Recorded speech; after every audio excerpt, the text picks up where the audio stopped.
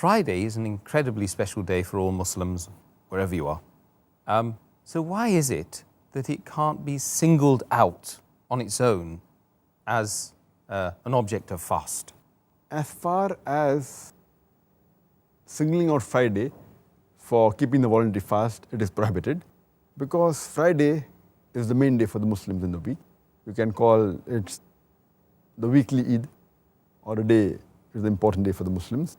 And we offer congregation salah, and we meet the relatives, we meet our friends. So to fast on this day, it's not preferable.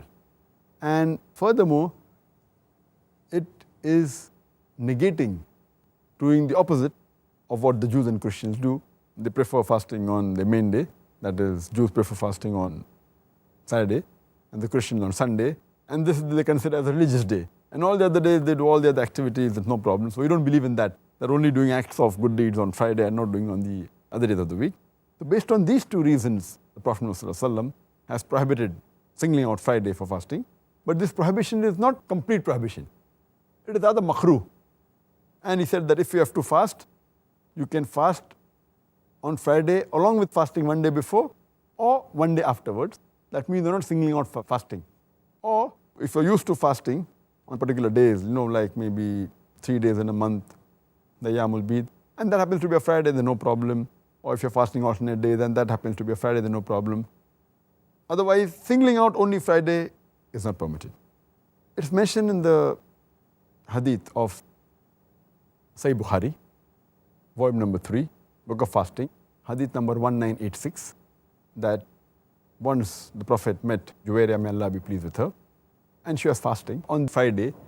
So the Prophet asked her, did you fast yesterday? She said, no. Do you have intention to fast tomorrow? She said, no. Then you break your fast. Prophet ﷺ further said, it's mentioned in Sahih Muslim, volume number 2, in the book of fasting, hadith number 2546.